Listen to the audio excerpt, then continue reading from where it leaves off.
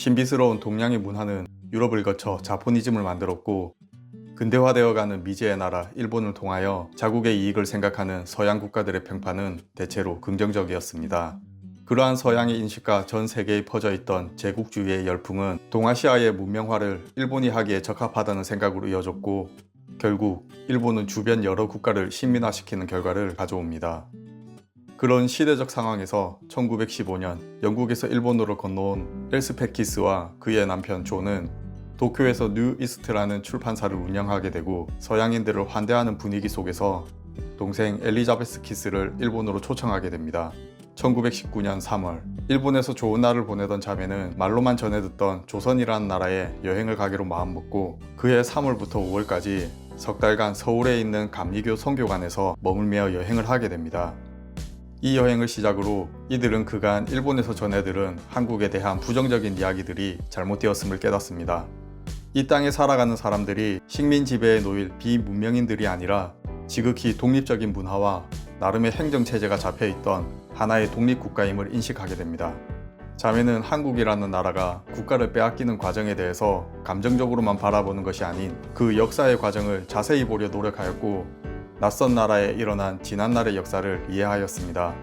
검은 안개가 극에 달했던 1919년 3월, 엘리자베스는 어둠이 아닌 다채로운 색으로 고유의 우리 문화와 풍경, 사람들을 그려냈습니다. 그녀가 본 식민지 조선은 아픈 역사를 간직했지만 고결하고 정답고 신비한 문화를 간직한 조선이었습니다.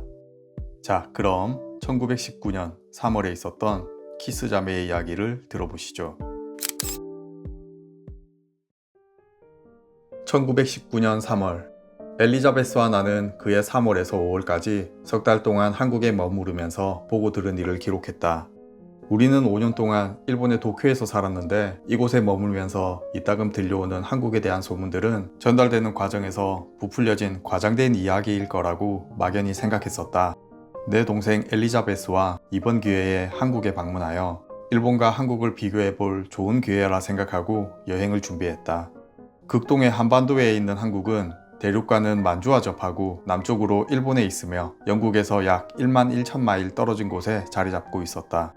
세상이 급하게 변하고 있을 시기에 한국은 깊은 잠에서 서서히 깨고 있었다. 반면 일본은 급히 일어나 서구 문명을 도입하는 기회를 잡았다. 서양의 여러 나라가 때론 얕잡아 보기도 하고 때론 친절하기도 하며 대체로 협조적으로 대우해준 덕에 일본은 별 어려움 없이 새로운 문명을 받아들일 수 있었다. 하지만 한국의 경우는 달랐다. 무장된 군인들의 발소리와 암살당한 황후의 울음소리에 놀라면서 갑자기 중세의 잠에서 깨어났다.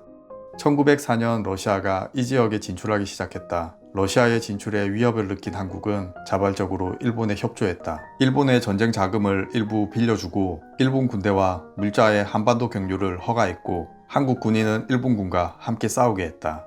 중국이 우호적인 자세를 취한 가운데 일본은 러일 전쟁에서 승리했지만 한국으로부터 빌려간 돈을 갚지도 않았을 뿐더러 한국이 전쟁에 기여한 사실도 인정하지 않았다. 이후로도 일본은 한국 땅에서 그들의 영역을 넓혀갔다. 당시 서양 사람들은 싹싹한 일본인들에 감탄하고 있었으므로 일본의 그런 처사를 잘한 일이라고 생각했고, 일본이야말로 뒤떨어진 한국을 문명국가로 만드는데 적임자라고 판단했다. 한국의 무관심한 다른 나라 사람들의 입장에서 보면 영리하고 부지런히 움직이는 일본이 한국에 좋은 선생 노릇을 할 것처럼 보였다. 안타깝지만 한국이 오랫동안 세상 모르고 잠자고 있었던 것은 분명 그들의 잘못이었다. 일본인들은 한국의 예술품을 동경했다. 얼마나 동경했는지 1598년 임진왜란이 끝나면서 행한 도곡납치 사건으로 증명된다. 한국 사람들은 섬세하고 아름다운 푸른색 자기를 만들었는데 일본 사람들이 어찌나 원했던지 한국 도자기를 일본으로 가져가는 것에 그치지 않고 아예 한국 도공들을 납치해 가서 사스마에 정착시키고 도자기를 만들게 했다. 그 후 자기 일반을 가리켜 사스마라고 부르게 되었다. 하지만 예전 한국에서 만든 사스마는 현대 일본의 사스마보다 훨씬 더 우아하다. 군사력 없는 한국은 숙적 일본의 발길질에 채 멸시당했다. 한국 사람의 마음속에 그 모든 수모는 깊이 각인되었다. 많은 한국인이 자신의 땅을 빼앗기고 집을 잃었다. 한국인들은 굶주린 배를 움켜쥐고 북쪽에 거친 만주 벌판으로 향했다. 독립을 향한 이들의 메시지는 조금씩 널리 퍼져나가더니 급기야 3월 1일 역사적인 독립운동이 일어났다.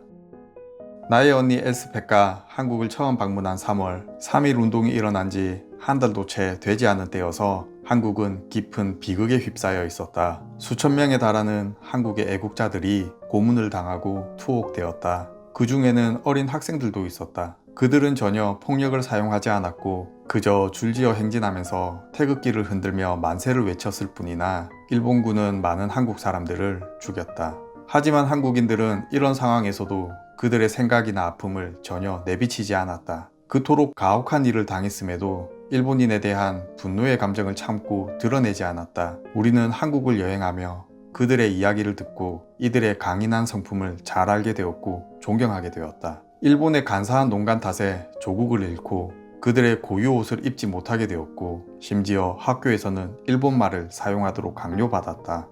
한날 나는 길을 가다가 한국의 전통복을 입은 사람의 옷에 검은 잉크가 마구 뿌려져 있는 것을 보았다. 일본 경찰이 한국인의 민족성을 말살시키고자 흰옷 입은 한국인들에게 그런 만행을 저질렀던 것이었다. 생각이 부족한 일본 사람들은 오랫동안 자국에서 악질적으로 진행되어 온 선전 때문에 한국 사람들을 경멸하고 있었다. 하지만 열린 마음을 가진 몇몇 일본인은 한국의 문화와 예술을 존경하고 심지어 숭배하는 사람들도 있었다. 그뿐 아니라 그들은 한국의 역사가 일본 역사보다 더 오래되었고 또한 한국이 일본의 문화를 전달했다는 사실을 잘 알고 있었다.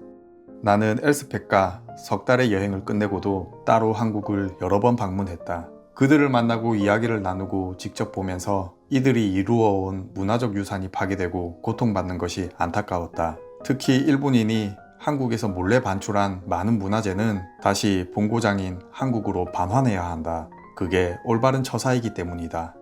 우리가 여행할 때 고위층 일본인도 만날 수 있는 소개장을 휴대하고 있었다. 그런 까닭에 한국에서 일본인들은 예의 바르게 우리를 대해 주었다. 한국인들은 우리에게 친절했고 그림의 모델이 되어 주었다. 서울에 위치한 감리교 선교관에서 머물며 우리가 마주했던 한국의 모습을 지금부터 이야기해볼까 한다. 우리는 부산에서 서울로 가는 야간 열차를 탔다. 열차 안에는 각종 설비가 잘 되어 있고 깨끗했다. 얼마의 시간이 흐르자 아침 해가 떠오르는 것을 볼 수 있었다. 창밖으로 떨어지는 나무 하나 없는 야트막한 언덕의 경치는 원시적 아름다움을 드러내고 있었다. 아직 봄은 일러 겨우 나온 벼잎은 약간의 푸른빛을 보일 뿐이었고 동산들은 마치 오래된 한국 도자기를 닮아 사람을 끌어당기기에 충분했다. 열차 밖으로 보이는 질펀한 땅은 그 옛날 이 땅의 도공들이 사용하지 않았을까 상상하게 했고 여기저기 보이는 초가집들은 사람 사는 집이라기보다는 거대한 버섯들의 군락지 같았다. 날이 밝아오자 암갈색의 황소들이 잔뜩 짐을 싣고 걸어가는 것이 보였다. 어찌나 짐을 많이 실었는지 소의 몸은 보이지 않고 다만 사람이 옆에서 끌고 가는 모습만 보였다. 사람들은 키가 크고 허리를 꼿꼿이 펴고 걷는지라 위험이 있어 보였다. 이곳에서 사람들은 하나같이 하얀 옷을 입고 있다. 흰 옷은 사치스럽고 고급스럽다고 할 수 있으나 정작 그 옷을 세탁할 사람들을 생각하니 딱한 마음도 들었다. 이들 중 어떤 이는 특이한 모자를 썼는데 마침 기차 안으로 흰 옷을 입은 키 큰 남자들이 들어왔다. 피라미드처럼 생긴 이 모자를 갓이라고 불렀는데 처음 볼 때는 좀 우스꽝스럽게 보이는 그런 물건인가 보다. 우리는 처음엔 좀 우습다고 생각해서 웃음을 터뜨려 버렸으나 한국 사람들의 진지한 표정을 쳐다보면서 웃지 않으려 노력했다. 한국 남자들은 참 좋은 사람 같았다. 그들은 몸매가 날렵하고 행동거지가 우아하고 표정은 침착했다. 단 극동의 어디에서도 그렇지만 침을 아무데나 마구 뱉는 것은 정말 문제였다. 서양에서 남자의 머리는 짧게 자르는 것이 보통인데 한국에서는 머리를 기른 다음 올리는 상투라는 것을 했다. 과거에는 이 머리 스타일이 적어도 어른이 되었다는 상징이었다. 한국인들의 발은 가늘고 모양새가 좋았다. 특히 한국 여자들은 중국 여자들처럼 전족을 하지도 않았고 일본 여자들처럼 게다를 신어서 발등이 휘어져 있지도 않았다. 한국의 남녀는 모두 두꺼운 광목으로 된 버선을 신었고 신발은 가죽, 비단, 종이를 이리저리 붙여서 만들었다. 남자와 여자의 신발은 비슷하게 생겼는데 발 앞이 뾰족하게 올라가 있고 신으면 잘 맞게 되어 있다. 내 서양인 친구가 언젠가 말하길 집에서 일할 한국 여자를 구할 때는 버선 바느질을 한 것을 보고 일솜씨를 판단한다고 했었다. 아침 해가 떠오르며 거무튀튀한 산들이 붉게 변했다. 창밖에 부인들과 아이들이 파스텔색 배경 속에서 이리저리 움직이는데 그 모습이 참 보기 좋았다. 한국의 수도인 서울은 접시처럼 생긴 분지에 자리 잡고 있다. 서울도 한때는 성곽으로 둘러싸여 있었고 아름다운 성문이 많이 있었다고 한다. 내가 방문했을 때는 화강암으로 이루어진 성벽들이 허물어져 있었다. 그 와중에 거대한 돌로 만들어진 대문 2개는 웅장하게 서 있었는데 그 위에는 아름다운 기와 지붕이 얹혀 있었다. 그 문은 요즘 사용하기에도 손색이 없을 정도로 넓고 튼튼해 보였다. 예전에는 야간에 성문을 닫았다고 했는데 지금은 낮이고 밤이고 열어놓고 있다고 한다. 이런 동양적 풍경을 배경으로 각종 기독교 종파가 세운 교회 첩탑들이 뾰족뾰족 서 있는 것이 보였다. 일부 교회 건물들 주위에는 선교사들이 경영하는 학교와 병원들이 서 있었다. 소를 끌고 가는 건장한 남자는 때 묻은 무명 옷을 입고 있었고 집신을 신고 있어서 황토를 밟아도 전혀 소리가 나지 않았다. 한국은 유교가 지배적인 영향을 미치는 문화권인데 총각은 상투를 올리지 못하고 머리를 뒤로 따내려 빨간 댕기를 달았다. 12살 난 남자아이라도 일단 정혼하면 어른 행세를 해서 자기보다 2배나 나이 많은 총각에게도 하대할 수 있다고 한다. 서울 여기저기 많은 식당이 보였는데 식당은 남자만 들어갈 수 있으며 하루 종일 구수한 음식 냄새를 풍겼다. 이곳은 남자와 쥐만이 출입이 가능하다. 고급 음식점은 아니고 막 일꾼들이 와서 식사하는 곳이다. 맛있는 음식 냄새가 솥에서 풍겨왔고 매운 고추 양념을 넣은 국이 부글거리며 끓고 있었다. 창문 밖으로 보이는 남자는 커다란 반죽을 이기면서 그 속에 대추를 집어넣고 있었다. 주막 안에는 음식을 만들고 담아주는 데 사용되는 구리그릇과 녹그릇이 반짝거린다. 선반 위에 있는 항아리 안에는 갖가지 종류의 절임 음식이 들어있다. 이 식당에서 내어놓는 국수는 가늘고 길며 한국 사람들은 이것을 마치 이탈리아 사람들이 마카로니 먹을 때처럼 급하게 먹어치운다. 식사 때는 예쁜 녹그릇에 담아 녹숟가락으로 먹었는데 때론 젓가락도 사용했다. 한국에서 밥그릇을 손에 들고 먹는 것은 실례라고 하지만 식당에서 먹을 때는 조금 자유스럽다고 한다.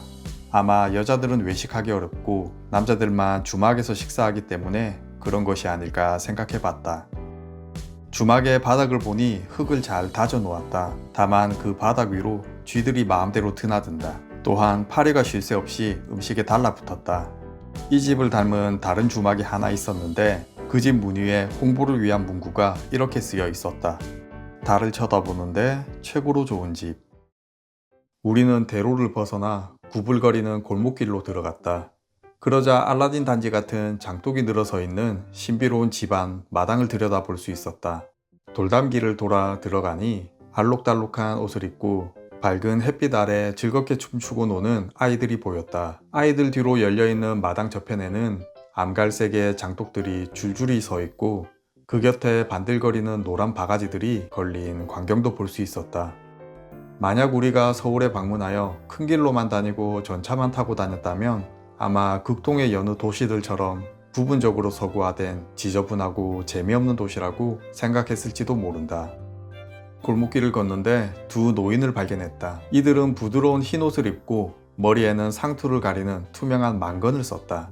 밖을 향해서 앉은 노인은 방바닥에 닿을 만큼 긴 담뱃대를 물고서 생각에 잠긴 표정으로 친구의 말을 듣고 있었다.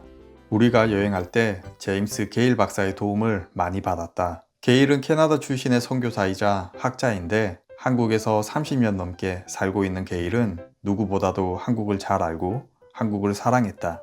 서양인과는 다른 사고방식을 가지고 있는 한국인을 이해했고 서양 사람들에게 이를 이해시키는데 많은 노력을 기울이는 사람이다. 나는 게일 박사에게 학자들을 스케치할 수 있게 해달라고 졸랐다. 게일 박사가 한참을 설명하고 나니 그 학자들은 우리의 목적을 대충 깨닫고 흥미롭다는 표정을 지었다.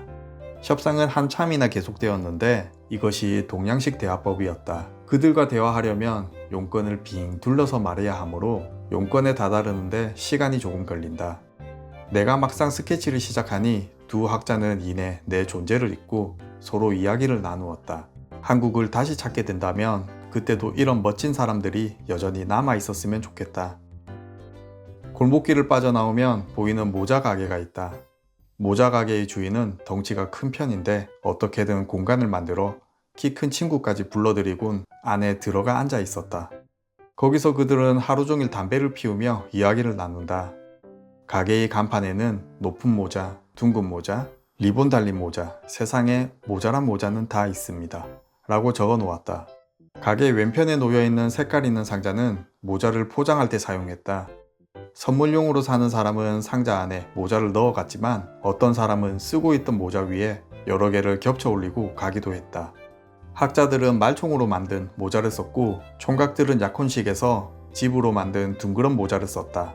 한국 사람들에게 모자는 특별한 것 같다. 서울에는 일본 정부가 운영하는 서양식 호텔인 조선 호텔이 있었다. 일본 사람들은 그것을 아주 자랑스럽게 생각했다. 하지만 우리는 호텔을 사양하고 감리교 의료 선교회관으로 들어가 한국 방문 기간 내내 그곳에서 지냈다. 우리는 한국을 더 알고 싶은 마음이 강했기 때문에 한국을 귀중히 여기고 한국 문화를 잘 아는 외국인들과 함께 지내고 싶었기 때문이다. 일본이 한국을 점령하기 전부터 기독교 선교 사업은 이미 한국에서 어느 정도 자리 잡고 있었다.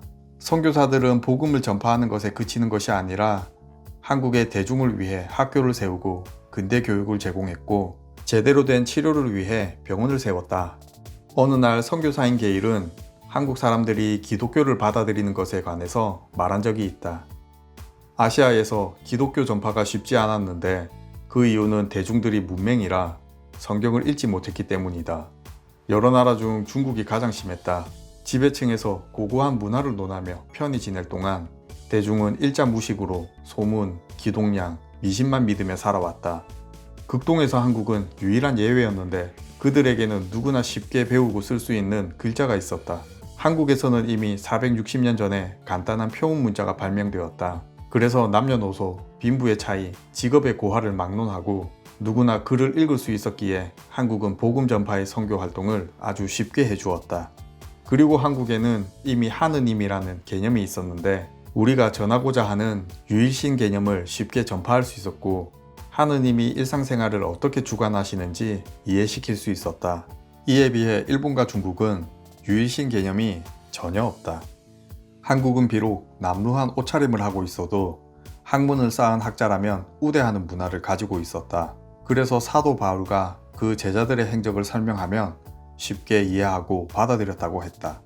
선교 활동이라는 것에 편견을 가지는 사람이 있을지 모르지만 공평한 마음을 가지고 한국을 방문한 사람이라면 기독교 선교 활동이 한국을 근대화하는 데 기여했다는 것을 인정할 것이다. 우리가 체류하고 있는 선교관에는 조금 이색적인 사람이 있었다. 우리는 그를 동씨라고 불렀다. 동씨는 원래 비군이라고 했다. 생활은 신도들의 현금과 시주에 의존하고 있었다. 한국에서는 온돌이라는 장치를 이용해 방을 따뜻하게 만드는데 3월의 추운 어느 날 바닥에 불이 붙어 그곳에 동씨가 쓰러지는 바람에 심한 화상을 입었다. 화상이 너무 심하여 외국인 병원에 입원해 여러 주일을 치료한 끝에 완치되었다. 동씨는 이 기간 동안 병실에 누워 지내며 기독교 신자들이 찬송과 기도하는 소리를 들었다. 하지만 동씨는 비군이었기 때문에 아무도 기독교 이야기를 그에게 꺼내지 않았다. 하지만 병원에서 일하는 모든 사람들이 동씨를 좋아했다. 완치가 되어 병원을 떠나고 한 달쯤 지났을 때 동씨가 병원으로 다시 찾아왔다. 그러곤 승복을 벗고 살림을 모두 정리했으며 앞으로는 이 병원에서 기독교인으로 살고 싶다고 말했다. 병원장은 병원이 치료를 위한 곳이라 동씨가 거주하며 살만한 곳이 아니라고 거절했으나 동씨를 좋아하는 간호사들이 간곡하게 청하여 병원장도 할 수 없이 동씨가 유숙하는 것을 허가했다. 동씨는 그렇게 지금도 복도에서 병풍을 치고 밤이면 이불을 펴고 거기서 자며 살고 있다. 나는 한국의 풍속이 궁금해서 결혼식 행사장에 자주 찾아갔다. 즐거운 결혼식 날에 가장 눈에 들어온 것은 신부이다. 한국에서 신부는 어쩌면 가장 비극적인 존재일지도 모르겠다는 생각이 들었다. 한국의 신부는 결혼식 날 꼼짝 못하고 앉아서 보지도 먹지도 못했다. 예전에는 눈에 한지를 붙여 앞을 볼 수 없게 했다고 한다. 얼굴에 하얀 분칠을 하고 뺨 양쪽과 이마에는 빨간 점을 찍었다. 입술에는 연지도 발랐다. 잔치가 벌어져 모두가 맛있는 음식을 먹고 있지만 신부는 눈앞에 차려진 상에 음식을 먹을 수 없었다. 신부는 결혼식 날 발에 흙이 닿으면 안 되기 때문에 가족이 들어다가 좌석에 앉힌다. 하루 종일 신부는 안방에 앉아서 그림자처럼 눈을 감은 채 아무 말 없이 모든 칭찬과 품평을 견뎌냈다. 대한제국 멸망사를 쓴 할버트 박사는 문무차별의 한국 역사를 이렇게 설명했다. 고려가 창건된 후 처음 300년 동안 불교 사상에 영향도 있었지만 주로 중국 사상에 근거를 둔 사회제도가 발전했다. 중국의 것과는 똑같지 않지만 과거제도가 생겨서 관원으로 성공하는데 필수 조건이 되었다. 이 과거제도야말로 한국과 일본의 차이점이다. 그 때문에 한국은 일본과 다르게 무예와 무인을 경시하는 문화가 생기게 되었다. 과거 한국에서 무인은 중인보다도 낮은 계급으로 취급되었다고 한다. 어떤 때는 중국에서와 마찬가지로 군인의 신분이 거지보다 조금 나은 정도였다고 한다.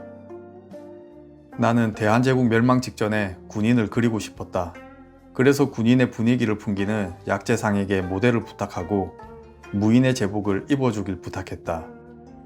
모델을 서준 사람은 이 제복을 무척 자랑스럽게 생각했다. 그는 모든 것을 올바르게 보여주려고 노력했는데 예를 들면 작대기는 이렇게 잡아야 올바른 것이라며 강조하며 보여주었다. 그 무인은 자신이 찬 검에도 커다란 자부심을 가졌다. 나는 무인의 복장을 보면서 가장 이해되지 않았던 부분이 바로 모자이다. 모자 오른쪽에 달린 둥글고 푸른 방울솔은 새털로 만든 것이고 모자 장식으로는 공작새의 깃을 달고 있었다. 오른쪽 어깨 뒤로 화살이 보이고 모자 주위에 부착된 노란색 호박 구슬이 목 아래까지 늘어져 있었다. 무인의 신발은 말랑했으며 허리에 청색 단을 메었다. 나는 옛 한국의 무인을 바라보며 이런 복장으로 전쟁을 치룰 수 있었을까 생각했다. 한국인의 발은 정말 예쁘다. 특히 여자들이 신는 신발은 장식품이라고 할 수 있을 정도로 예쁘게 만들어져 있다. 위는 비단이고 바닥은 가죽을 사용하는데 조개 껍질을 가늘게 빻아 분가루로 만들고 신발 위에 뿌려 하얗게 만든다. 가죽, 비단, 종이를 모자이크처럼 붙여 만드는데 그 기술이 보통이 아니다. 나무로 만든 나막신도 예쁘다. 애들은 비가 오는 날이면 나막신을 신었다. 신발을 만드는 사람들은 이 사회에서 하층 계급에 속했다. 그들이 나막신을 만드는 모습을 볼 기회가 있어 살펴보았다. 맨 처음의 시작은 나무 토막을 적당한 크기로 대충 깎는 것이다. 그럼 다음 사람이 신의 모양을 만들고 마지막으로 최고 기술자가 섬세하게 마무리를 했다. 이들은 일을 하면서 담배를 피웠는데 천장에 담뱃대 거리를 만들어 놓고는 그곳에 담뱃대를 걸어 고정시켰다. 상류층의 사람들은 나막신을 신지 않고 가죽신을 신었는데 구두를 만들 때 쓰는 가죽은 겨울에 만든다고 했다. 완성된 가죽은 나무처럼 딱딱하게 되어 그 모양새가 변치 않았다. 시골 사람이나 상중인, 빈민은 집신을 신었는데 이 모양도 예쁘다. 하지만 일본 사람들이 고무신을 들여오기 시작하니 요즘은 고무신이 인기라고 한다. 한국의 가정부인들은 신을 사러 갈 때 직접 가지 않는다. 남편의 발 크기를 잰 막대기를 가지고 신발 제작자에게 주면 좌우 없이 신을 만들어 주었다. 서울의 길을 걷다 수염이 하나도 없고 목소리가 여자처럼 높은 사람을 본 적이 있다. 옷과 모자가 아주 구식인 그는 구한말 왕을 섬기던 황간이라고 한다. 지금은 사라져버린 왕조 체제의 슬픈 유산이다. 재빨리 스케치를 끝내고 그의 과거를 연상시키는 배경으로 옛 궁궐 뒤에 있는 북악산을 집어넣었다. 서울은 연날리기 좋은 도시다. 하늘 가득 형형색색의 연으로 뒤덮인 하늘은 예쁘기만 하다. 아이들은 산등성이를 따라 부서진 성벽을 넘어 완만한 언덕을 올라 연을 날린다. 어른들도 연을 날리는데 보통 연으로 싸움을 붙인다. 연줄에 악유 섞인 유리가루를 바르고 상대방의 연줄을 끊는 이 놀이는 미국의 야구 경기만큼이나 흥미진진하다. 슬픈 얼굴을 가진 이 부인은 한국 북부 지방의 출신이었다. 모델을 서주려고 내 앞에 앉았던 당신은 일제히 끌려가 온갖 고문을 당하고 감옥에서 풀려 나온 지 얼마 되지 않은 때였다. 몸에 고문의 흔적이 아직 남아있건만 그녀의 표정은 평온하고 원한에 찬 모습도 아니었다. 타고난 기품과 아름다움이 전신에서 뿜어져 나오는 여인이었다. 과부가 된 이 여인은 남편의 죽음을 마냥 슬퍼할 처지가 되지 못했다. 외아들은 일제히 끌려가 버렸고 언제 다시 만날 수 있을지 기약이 없는 상태다. 아들이 3.1운동에 적극 가담한 애국자이기 때문이다. 이날 여인은 전통적인 폭넓은 크림색 치마에 그 안에 헐렁한 바지를 입고 있었다. 빳빳한 저고리는 삼배로 만들었다. 북부 지방에는 머리에 두건을 쓰는 풍습이 있다고 한다. 무척 더운 날씨였는데도 여인은 두건을 벗지 않았다. 여인의 숱 많은 머리는 길게 따 머리에 감아 올렸다. 우리는 일본을 떠나 한국에 올 때 한국의 고위직 인사들에게 가는 소개장과 명함을 받아왔었다. 하지만 별로 사용할 일이 없었다. 선교관 안에서 자유롭게 생활할 수 있었기도 했고 고위 관리들을 만날 생각도 없었기 때문이다. 그런 이유로 여행 중 우리들에게 시비를 거는 사람은 없었다. 그런데 몇 주일 후 외국인들 사이에 평판이 나쁜 일본인 관리가 선교회에 찾아오기 시작했다. 선교회 의사가 그를 응대하였는데 질문에 모두 답했음에도 계속해서 찾아왔다. 한날은 나를 보고는 총독이 나를 만나고 싶어 한다고 말했는데 영어를 꽤나 잘했다. 일본 사람들이 그림이나 사진을 아주 좋아한다는 것을 알고 있었기에 엘리자베스가 한국을 그린 그림을 가지고 갔다. 그 일본인 관리는 밀정이었는데 나는 인력거를 타고 그와 총독부로 향했다. 총독은 보통 일본인들보다 키가 크고 준수하게 생겼다. 그 밀정이 말하길 총독은 영어를 거의 모른다고 말해줬다. 항상 그렇듯 이들의 질문은 처음엔 공손하게 시작한다. 내가 어디에 살고 남편은 어디에 있는지 같은 것들을 친절하게 질문했다. 나도 이들의 행동에 나름의 생각이 있었기에 엘리자베스의 그림을 펼쳐놓고 보여주었다. 역시나 그들은 금방 반응을 보였다. 이내 자신들이 본래 할 일을 잊어버리고 스케치한 것들을 꼼꼼히 보기 시작했다. 이때를 놓치지 않고 나는 그림에 관한 이야기를 늘어놓았다. 나는 이 두 사람을 만나는 동안에도 이 안에서 벌어지는 일들을 생각하지 않을 수 없었다. 그들이 수많은 신문과 고문을 이곳에서 하고 있었기 때문이다. 총독은 내게 여행 일정을 물어보곤 이후 여행에 필요할 때 사용하라며 요청하지도 않은 명함을 챙겨주었다. 도쿄를 돌아갈 때 유용할 것이라는 말도 덧붙였다. 엘리자베스는 한국에 남아서 그림을 더 그리고 싶어 했다. 그래서 나만 여행을 끝마치고 도쿄로 돌아가고자 했다. 가는 길에 엘리자베스가 한국을 그린 그림과 한국의 참상을 적은 나의 글을 도쿄로 보내야 했는데 이때 총독이 주었던 명함을 유용하게 사용했다. 총독의 명함이 없었다면 일본 관원에게 글과 그림을 추궁당하여 도쿄로 무사히 보낼 수 없었을 것이다. 단 나가사키에서는 빼고 말이다. 나가사키에서는 말단집 밀정이 내가 어딜 가더라도 따라다니면서 똑같은 질문을 해대는데 내가 밥을 먹기 위해 들어간 식당에도 따라 들어왔다. 만약 내가 일본 고관의 명함도 없이 여행하는 사람이었다면 얼마나 괴로웠을지 생각하니 소름이 돋았다. 도쿄로 돌아온 나는 미국 대사를 제일 처음 만났는데 미국 대사는 한국의 상황을 무척 궁금해했다. 지난주에 한국에서 두 사람이 왔었는데 그들이 말하는 한국의 참상을 믿어야 할지 확신이 서지 않는다고 했다. 나는 그간 보고 들은 것들을 그에게 말해 주었다.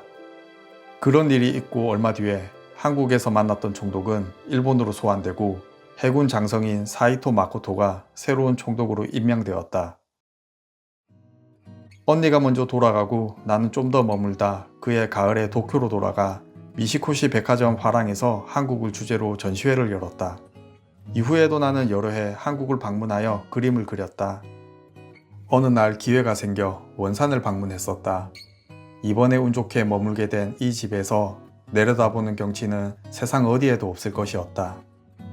이 땅의 신비스러운 아름다움이란 별조차 새롭게 보인다. 아침 안개처럼 보이는 밥 짓는 연기에는 소나무 타는 향기가 섞여 있다. 나는 한국 땅을 여행하며 그림 그릴 곳을 찾아다니다 가끔 멈춰서서 고요한 아침의 나라를 느껴본다. 끝!